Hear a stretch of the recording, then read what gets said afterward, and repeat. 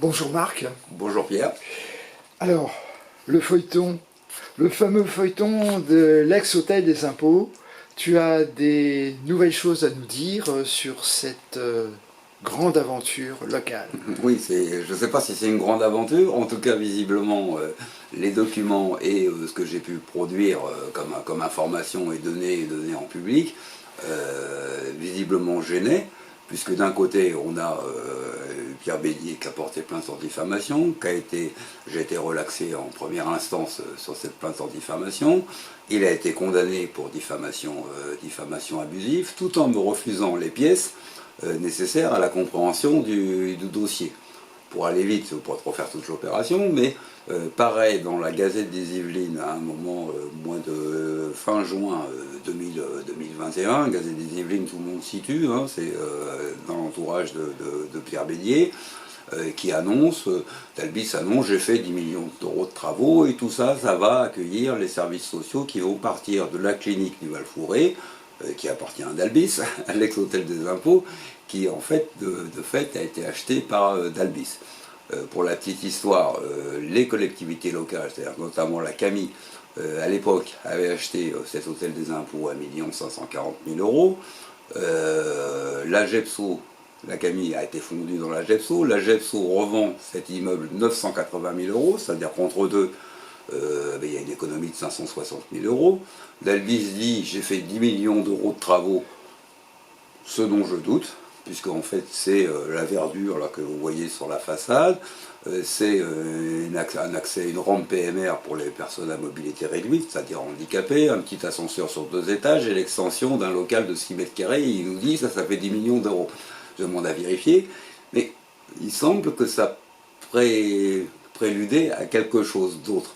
Ce qui fait qu'en fait c'est le conseil départemental qui loue maintenant pour loger les services qu'il avait à la clinique du Val-Fouré, services sociaux, et il s'engage à les louer 6 500 000 euros sur 10 ans. Donc on en est là, c'est-à-dire 560 000 euros de fonds publics perdus déjà dans la vente, donnés au centre médico-social du Lac, il n'y a pas d'autre mot, et d'autre part un conseil général départemental qui s'engage à payer 6 500 000 euros. Moi je ne connais pas un seul propriétaire qui fait une si belle affaire en louant à Mantes-la-Jolie, en louant des logos comme ça. Donc voilà. Pour la petite histoire, c'est que ce refus de documents, j'ai été obligé, par l'intermédiaire de mon avocat, d'intervenir auprès de la commission administrative de communication des documents, la CADA, et d'engager un recours au tribunal administratif parce qu'il ne me fournissait toujours pas les documents pour l'y obliger. Donc là, il me lâche le bail en enlevant quelques petits trucs, il ne nous fournit pas les autres pièces, mais on commence à y voir un peu plus clair sur ce qui est en train de se passer, et notamment une disparition énorme de fonds publics dans cette affaire. Voilà. Alors il y a une question un peu méthodologique, parce que d'habitude, les domaines donnent un avis sur chaque moment d'une vente ou sur l'évaluation d'une vente. Oui. Alors là, c'est un petit peu extraordinaire qu'il y ait un prix donné, un autre prix donné, une variation oui, aussi là, forte. En tout cas, ça peut poser... Quelle est la question qu'on peut se poser? À mon avis, il y en a plusieurs, je ne sais pas. Moi, j'ai du mal à comprendre les avis des domaines. Parce que, en gros, la ville, au départ, achète l'hôtel des impôts à 1 500 000, va la revendre à 1 540 000 à la CAMI, bon, ça va à peu près, les domaines disent, oh, c'est à peu près ça.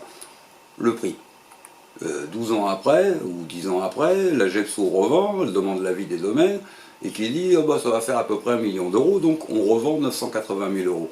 Moi je ne connais pas un bien qui ait perdu 30% de sa valeur en 10 ou 15 ans sur Mantes-la-Jolie. C'est surtout qu'il a été maintenu en état, donc il n'y avait pas de travaux à faire, rien. Et l'avis des domaines maintenant dit sur la location, alors il y a un local qui ne vaut plus rien, en fait, il valait 1 500 000, il vaut 980 000, et on le loue pour 6,5 millions en 10 ans. Et les domaines disent ça fait à peu près ça, 6,2 millions à 15% plus ou moins. C'est ce qu'il y a dans le dossier, et je l'ai publié sur mon blog. Il est accessible. C'est incompréhensible. Pourquoi cette variation d'estimation du prix, et pourquoi les domaines vont estimer, varient comme ça, dans leurs estimations sur ce prix, peut poser que des questions. Donc le feuilleton continue. Oui, il va continuer parce que le Bédier a été, j'ai été relaxé, Bédier a été condamné, parce que j'étais, mine de rien, j'étais au tribunal correctionnel, hein, le tribunal judiciaire en correctionnel. J'étais donc prévenu, je ne l'étais plus en première instance puisque je suis relaxé. Bédier a fait appel avec la protection fonctionnelle, c'est-à-dire que c'est encore les contribuables yvelinois qui vont payer cette surcharge. Moi, je paye mon avocat de mon côté, en tant que tel, je ne demande rien à personne, ça commence à coûter cher. Et donc, je repasse en tant que prévenu à nouveau le 15 février prochain en appel. Bon, donc le 16, encore un peu plus le clair. 16 février, on Voilà. fait une nouvelle communication. Voilà. Voilà. Enfin, le 15 ou un peu plus, parce qu'il faut le temps de délibérer du tribunal, mais voilà, on verra bien. Et j'espère fortement que, en tout cas, moi, je fais confiance à la justice et à l'argumentation qu'on développe pour que l'appel de Bédier soit rejeté à nouveau. Mais ça fait partie aussi des pressions qu'il fait pour empêcher les gens de regarder, parce que là, il y a quelque chose qui ne va pas quand même. C'est qu'on est transparent, on donne les dossiers, on regarde et on a un vrai débat politique. Or là, on ne l'a pas. Voilà. Eh bien, bonne journée. Merci, toi aussi.